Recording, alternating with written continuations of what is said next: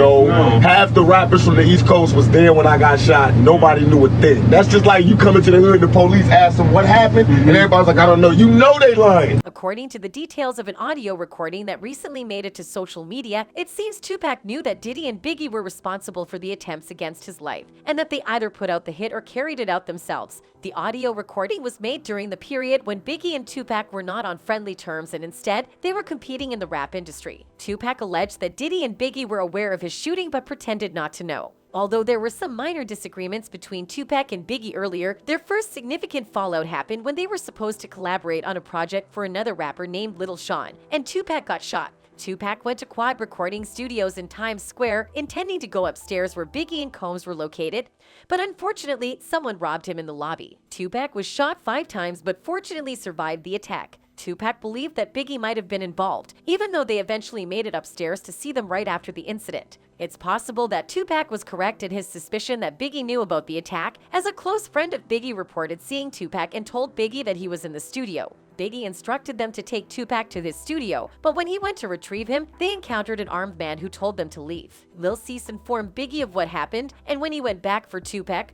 they discovered that he had already been shot 5 times and robbed. It was never proven that Biggie or Diddy had knowledge of the incident, but it seems likely that they did because a few months later, Biggie released a B-side single called Who Shot Ya, which prompted Tupac to respond with the song Hit Him Up. In the song, Tupac claimed he had slept with Faith Evans, Biggie's wife, but she denied the accusation, stating that it was not how she conducted business. Despite being the biggest rivalry in music history, both Tupac and Biggie were tragically killed just as their careers were taking off. Tupac was shot and died 6 days later on September 7, 1996, while Biggie was fatally shot 6 months later on March 9, 1997. Although they later became rivals, it is undeniable that Biggie and Tupac initially had a close friendship. They bonded over their shared experiences of growing up without fathers and their love for music and rap. Tupac even provided advice to Biggie, suggesting that he focus on selling his music to women, which greatly benefited Biggie's career. In an excerpt of the book Original Gangstas, The Untold Story of Dr. Dre, Eazy-E, Ice Cube, Tupac Shakur, and the Birth of West Coast Rap by Ben Westhoff, it is revealed that Biggie was introduced to Tupac by a drug dealer at a Los Angeles party, and the two hit it off immediately. Dan Smalls, an intern who worked with Biggie, recalled the meeting saying, "Pat walks into the kitchen and starts cooking for us. He's in the kitchen cooking some steaks. We went into the kitchen and he had steaks and French fries and bread and Kool-Aid, and we just sitting there eating and drinking and laughing."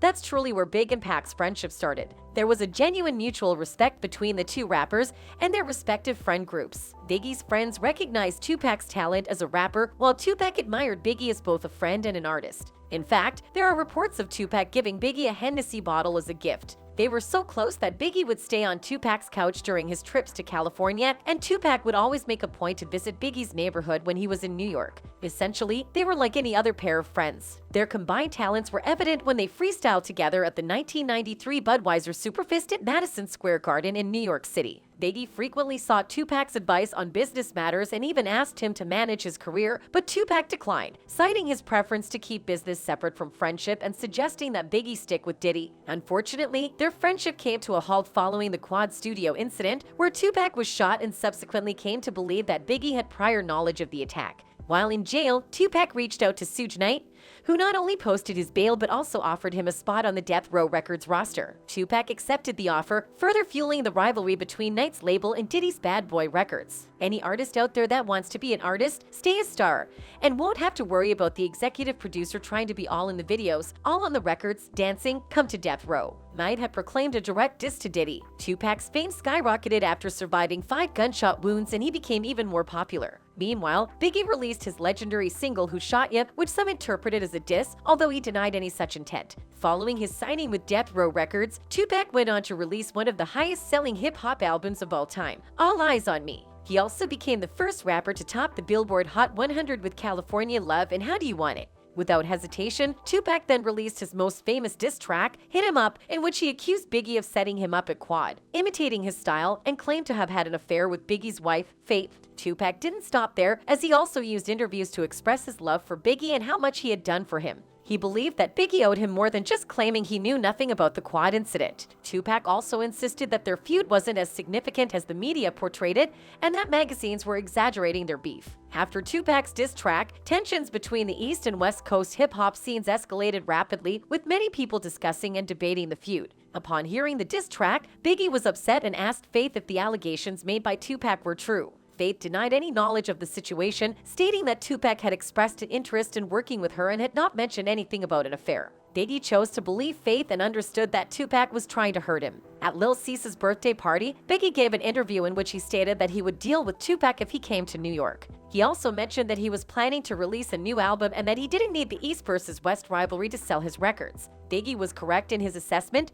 Hit 'Em Up did not damage his reputation as an artist who did not discuss his personal life. The album sold just as well as his previous releases. However, Tupac's career was significantly elevated by the diss track, but tragically, he passed away soon after. Following Tupac's death, Biggie traveled to California in an attempt to end their feud. In his song Going Back to Cali, he made it clear that his issue was only with Tupac and not the entire West Coast. During a performance of Hypnotize, Biggie left with his entourage to attend a party, but upon returning, he was shot and passed away on March 9, 1997. Tupac's murder remains unsolved, and some have speculated that Diddy may have played a role in silencing him to elevate Biggie's status in the rap world. In the documentary Murder Rap, retired LAPD detective Greg Kading claimed that Diddy hired a Crips gang member to kill Tupac during the Bad Boy Entertainment and Death Row Records beef. Initially remaining silent on the subject, Puff Daddy finally addressed the reports that he ordered a hit on Tupac when questioned by the Breakfast Club host Charlamagne. Diddy said, "We don't talk about things that are nonsense. We don't even entertain nonsense, my brother. So we're not even going to go there, with all due respect. I appreciate you as a journalist asking."